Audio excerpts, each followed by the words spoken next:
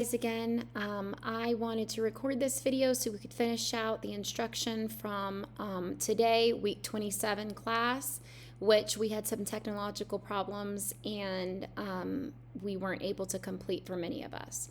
So in this video, which I hope will last about 20 minutes, then we will briefly go over our bell ringer and we will have announcements about our current work and where we are in our Essay 7, and then we will go into St. Helena and the True Cross. So starting with the bell ringer, I think you should go ahead. It's going to be on page 390. I will be sending out the video from this morning that we recorded. I think it recorded just fine. The glitchiness had not started at that point, so I'll send that out and you can watch that, but do take a look at the bell ring on page 390. We're practicing there crafting a thesis statement using a couple of different kind of poorly worded proofs, and we are also practicing our antithesis, another form of parallelism. So both our thesis statement work and our antitheses are both examples of kind of an extended or advanced parallel structure. They both are founded upon that parallelism technique that we discussed way back in week 1 or 2. Moving on to our announcement, your Essay 7 is due May 13th. This essay involves Eagle of the Ninth. We've now moved on in our reading portion of the class to St. Helena and the True Cross, but we will not have a formal essay on St. Helena and the True Cross. Essay 7 will complete our formal composition for the class, and that will be on our prior book, Eagle of the Ninth. This past week, week 26, really for us it was over Easter break, you completed the sorted Annie chart for your Eagle of the Ninth essay. And reminder, our topic is, or our issue, is whether Eska should have joined Marcus on the dangerous quest for the eagle. A lot goes into that, and you all that read the book know a lot of that background and content, so I won't go into that now. But you should have completed your invention for this past time off, and that was due today. That would be the sorted Annie chart with the proofs selected, and your thesis statement maybe not yet nailed down, but at least your proofs have been selected. And whether you're going to go with, yes, he should have accompanied Marcus to the quest for the eagle, or no, he should not have accompanied Marcus to the quest for the eagle. The sorted Annie chart is what helps you to generate those points. And if you have questions about that, please email me. So on Thursday, we will meet again, God willing, and we will discuss narratio. Narratio is your new technique, your new composition technique for this coming essay 7. You are completing narratio when you're doing narratio, and Ronnie helped us with this when we spoke earlier today at the video, and you can go back and watch that. You are explaining the time, place, characters, action, effect, and situation that led up to the issue that you're analyzing.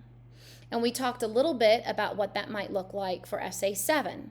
So we have the introduction of our character of Eska. He is British. He is a former slave.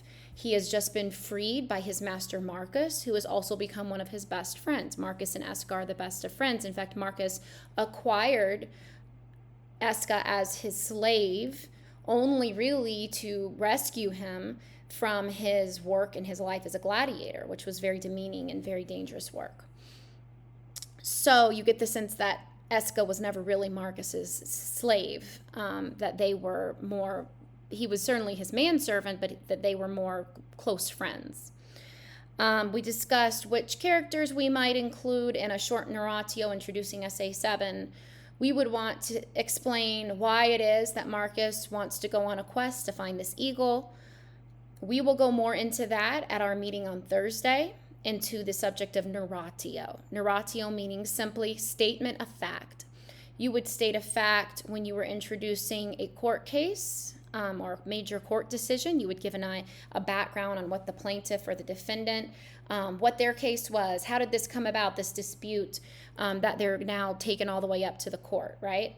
You would give a statement of fact sometimes in a newspaper article or a newspaper report. Before you reported that there was a fire at the school, well, you would want to give a little background on the school, where it's situated, why it would be more prone to fire, why this was unusual, the time of year, right? We're just giving our reader background on the issue that we're presenting. It's another way that we can familiarize our reader with our point of view. Moving into our literature portion of the class, we are in St. Helena and the True Cross, and your homework this past 2 weeks off was to read the first 3 chapters. I think we did some good summarizing of the book in our class, but that's right when we got cut off. So I hope that you'll read those first 3 chapters. It introduces our characters, our main characters. And I'm doing a little bit of narratio right now, by the way. It's kind of the statement of fact, right? It's the brief overview before we go into the meat and potatoes of what I want to talk to you about today. So we discussed that our main character, of course, protagonist, is probably, or maybe we could say we have kind of co-protagonists. We have both Helena, the saint, and we have her son Constantine, who we know would become the great Roman Emperor Constantine, who was the first convert to Christianity, the first of the Roman emperors to convert to Christianity. And Rome pretty rapidly fell after that point, and the church took over that vacuum where Rome, the Empire of Rome, had dominated for so long as kind of the leading cultural and religious voice and kind of the organizational structure of all of Europe. The Catholic Church stepped in and became that, and that's the period of history that we call Christendom, when the church was everybody was a Catholic, every village had a Catholic church in it.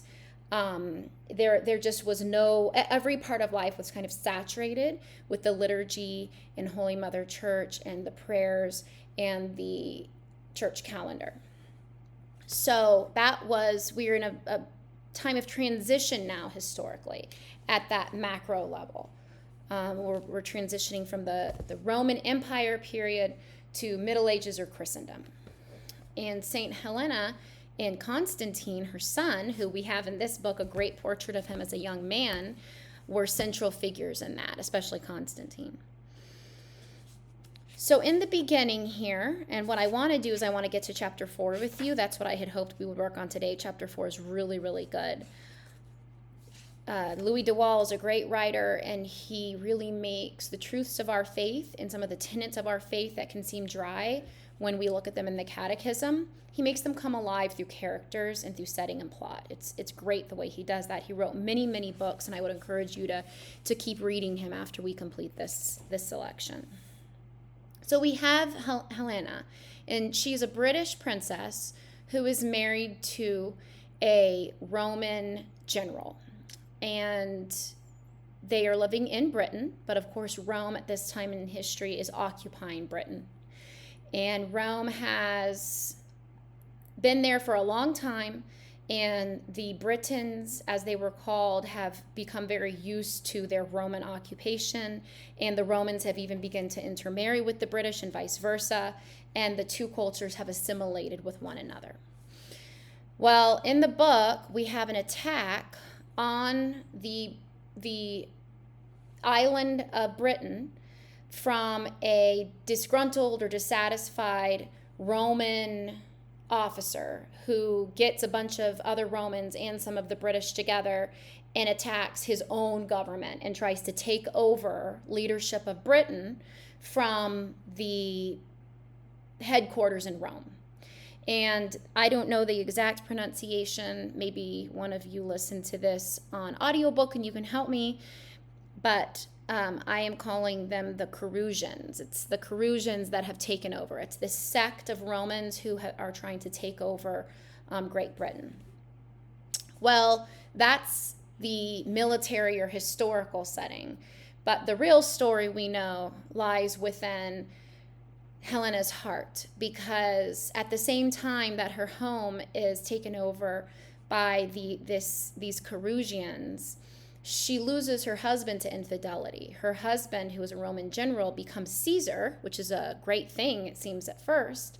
But we discussed in the class today that in order to become Caesar, he had to have his marriage with Helena rendered null and void, and he remarried this Princess Theodora.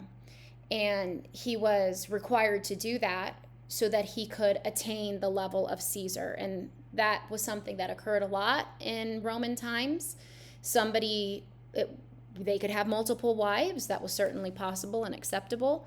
But you would also strategically marry in order to keep loyalties strong militarily. They wanted to make sure whoever promoted him to Caesar or that would be like the king, wanted to make sure that he would remain faithful and not try to lead an insurgency like the Carusians did. And so they told him, you must marry my daughter. This would be the sitting king, the sitting dynasty in Rome. You will marry my daughter in order to, if you want to become Caesar. And he did. And his wife, for 7 long years, waited for him to return, to take back the nation of Britain. And he did return. He did return with great glory and with great triumph to come and rescue and take back Britain for the Roman Empire. But he came with his new bride. And our story kind of begins with Helena and her son, Constantine. At this point in the story, he's 20 years old, learning that their dad and their husband has left them and has taken up a new bride and new wife, and they are no longer part of the picture. Deep, deep, deep suffering and loneliness and loss. So we'll now go to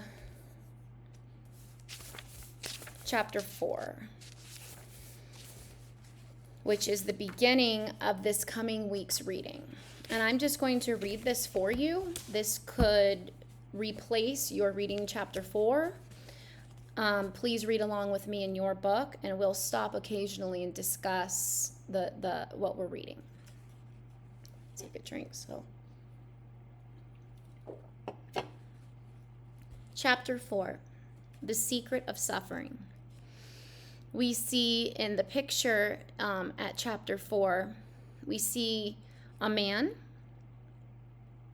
We will find out shortly that is Father Albanus, who is a Catholic priest. He looks like he's reaching out to comfort something or someone. If we look closely, we can make out the figure that's the object of his comforting kind of hand gesture there. Looks like somebody who's bent over. We can't really tell if it's a man or a woman, but we know that is indeed Helena. She is grieving because her son, after having learned that his dad has left the family and has married a new woman in order to attain the position of Caesar, his Constantine, her son, has been invited to go and become a Roman officer in Italy at the Roman Empire headquarters in Italy, in Rome. And will be leaving her, and she probably will not see him again. She may not ever see him again if he dies in battle, which was common. If she did see him again, it says in the book it would likely be like 5 years from then. So she's truly, really left alone at this point. Of course, being a good mother, she wants her son to go off and to succeed and to win. And she is resolute in bidding him farewell and giving him her blessing to go and live his life. But she is really alone now. And we have here the chapter titled, The Secret of Suffering. What a powerful chapter title. They were back in Verulam, back in the old house that had given them shelter during the reign of Carausius and his successor. Nothing had changed there. And yet it was poorer, mustier, and more forbidding than before. Hope had gone out of it. So they've returned to the home in which they dwelt as they waited for Constantius, the Roman general, their dad and husband, to return to save the island of Britain from the onslaught of this enemy race, or these enemy people that had come and begun to take over and kicked all the Romans out. They've now, once they heard that the Roman Empire headquarters had responded and was coming at last after 7 years of waiting and hoping that they would see their dad again and hearing nothing, they heard that he would be returning. They went all the way back to their old kind of palace where they had lived when he was living there with them years ago. And they had opened all the shutters and cleaned out all the rooms and gotten new wine and gotten some animals killed so they'd have a nice meal. They wanted to have a great welcome for their dad when he came home. But of course, then we remember that sad moment when they came riding up on the horses and all of the courtiers and underlings looked sad and worried. And Helena says, "Is it my husband? Is he dead?" And they said, "No, he's not dead. He's alive and well, but he has remarried, and you need to leave now because he'll be here in a minute with his new bride." Very, very hard moment there.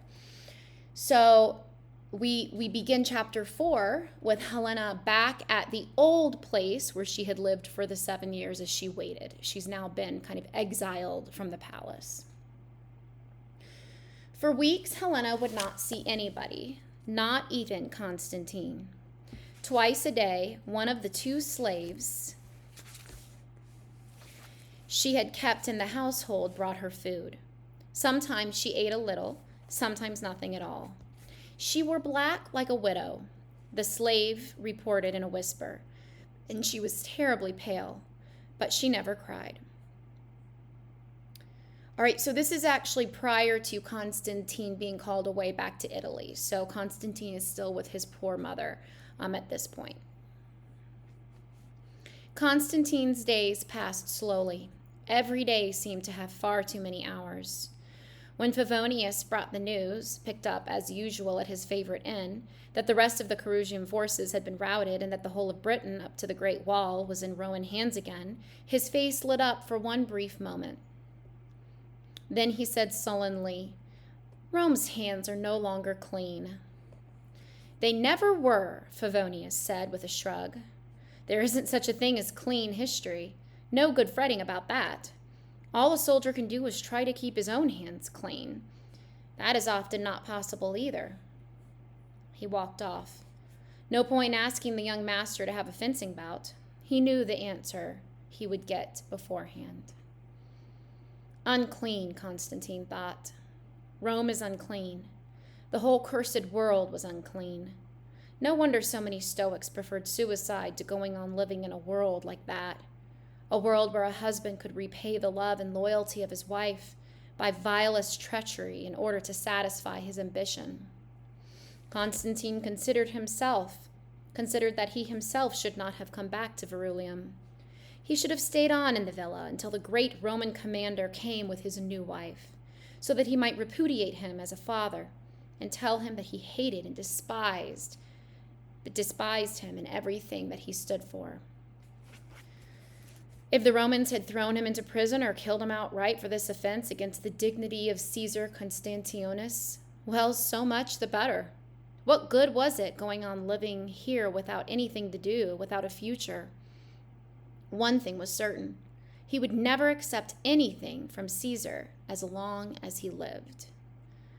Now there was nothing he could do. If he had been alone, he could have left Britain, left the entire realm of this Caesar to try to make his fortune somewhere in the east. But it was impossible to leave Mother now, even though she would not see him for the time being. She had lost enough. He could not add to her grief. Perhaps one day things would be different. Perhaps. "May I speak to you, Domina?" Helena looked up. Davus, the slave, a mild little man, ugly but a good servant and loyal. Speak to her? Was there something wrong?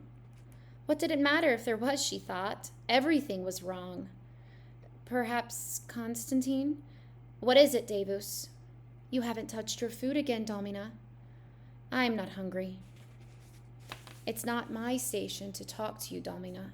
But if you could see your way to talk to Albanus, I'm sure he would be able to help you. Albanus. Help her. Help her? The man must be mad. What do you mean, Davus? And who is Albanus? He is a priest, Domina, a priest of my religion. The chief priest of Jupiter had declared her marriage null and void. She was not asked. Null and void. All the years with Constantius, all her love, the fruit of her love, null and void. Priests, Helena said.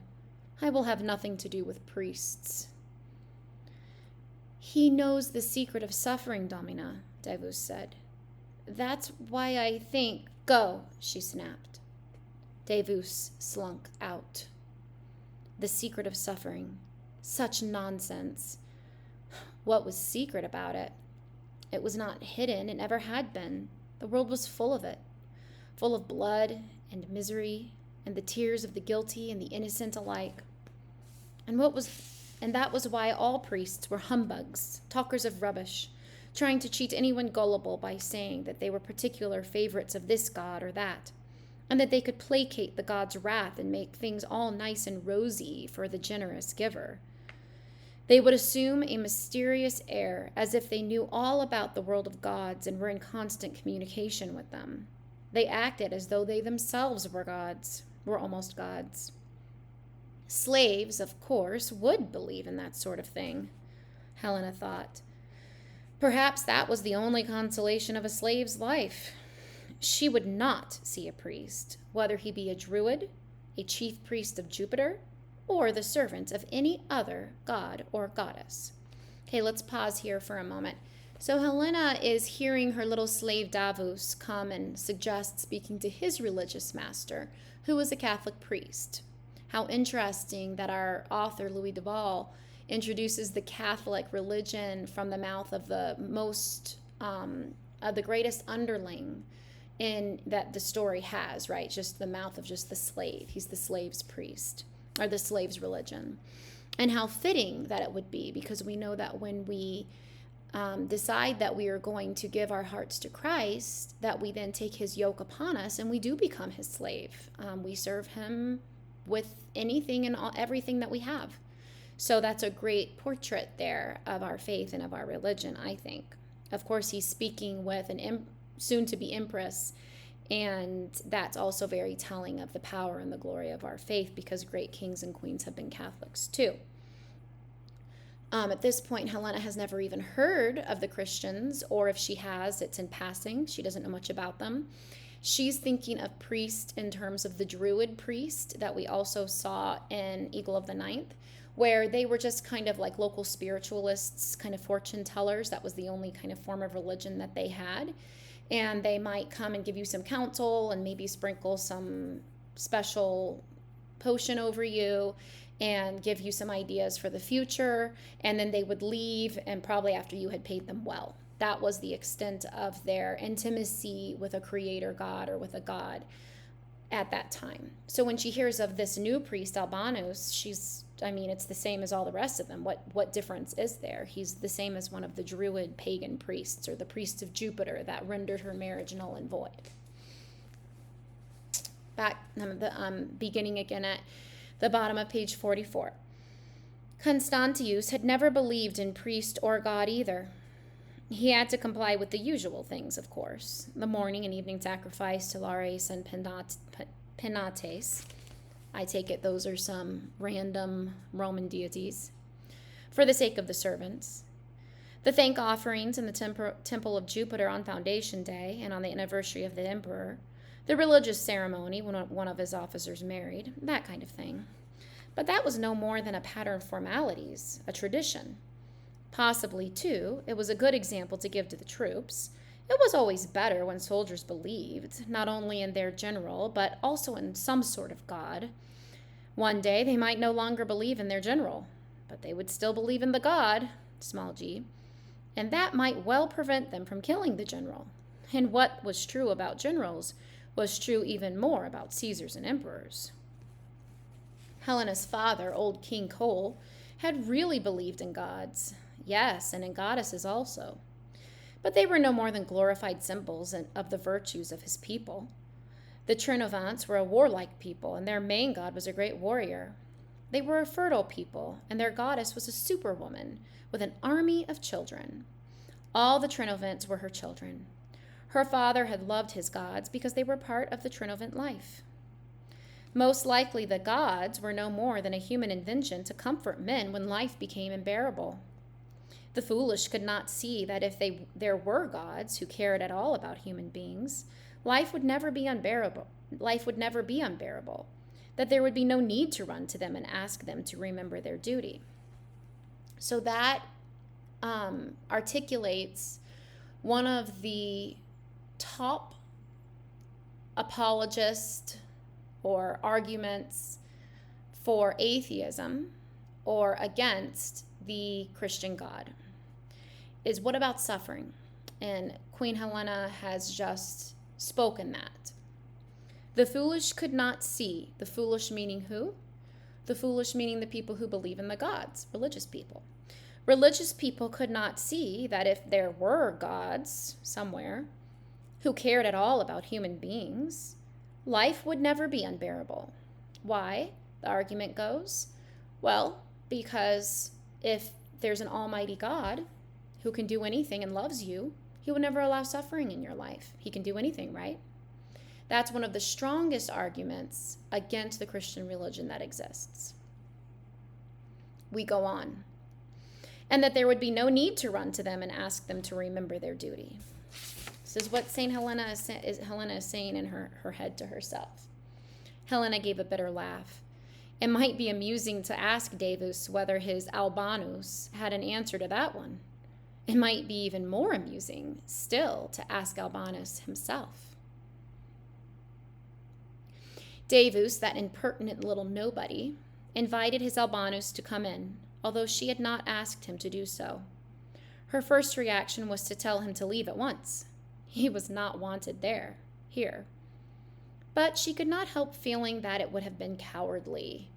Indeed, she had expressed the wish to herself to see him. No, she would see him and blast him in the presence of his pupil, or disciple, or worshiper, or whatever Davus was. We see her totally not making sense of the Catholic religion and her first impressions of it, right? She felt a little disappointed when she saw him. There was nothing of the Druid about him and nothing of the pompousness of the Roman priest. He looked very simple. Not stupid simple. He was a man of 60 or thereabouts, with a broad forehead, a strong nose, and clear, unblinking eyes. His brown tunic was clean, but rather shabby. The hands were small for a man of his class and very sensitive. Something of an artisan, she thought, a man who was accustomed to very precise work. It was almost a pity to attack and crush such a gentle creature. But there was no place for gentleness in the world. So now we begin St. Helena speaking with this Catholic priest, and she thinks she's got the upper hand. She thinks that she is going to show him a thing or two and let him know what's up, right? But we know what really happens. Davus tells me you know the secret of suffering, Albanus. Is that true? Yes, Domina Helena. Side note, Domina here means my lady. Okay, it's the feminine of Dominus, which just means Lord. We hear that in Mass sometimes. Dominus vobiscum. It is also meant in the non-deity or non-divine sense of just my lady, my Lord, okay? That's what a slave would use to address his mistress or his master. Is that true? Yes, Domina Helena. She smiled sarcastically. Well, what is it? It is a person, Domina Helena. Oh, so the secret is a person. Then who is it, Albanus? You, perhaps? I am no more than his humble servant, Albanus replied, and I am nothing except through him. She sat down. Her fingers began to drum on the table beside her. Who is he, then? She asked impatiently. But then perhaps you are not allowed to say.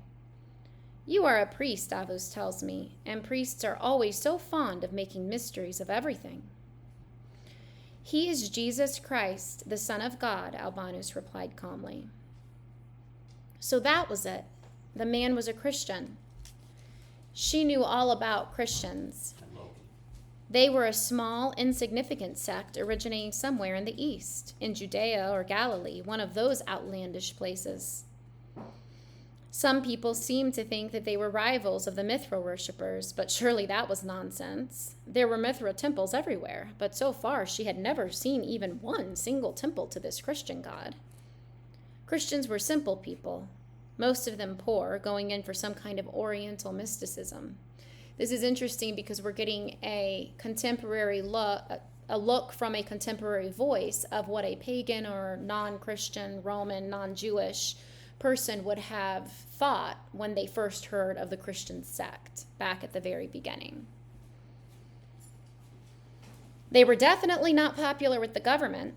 There were rumors that they hated mankind, that they poisoned wells, and that they sacrificed the flesh and blood of a human being on their altars. In some provinces, the government had ordered strong measures against them, ruling that they were not allowed to own land and could not be accepted into civil service.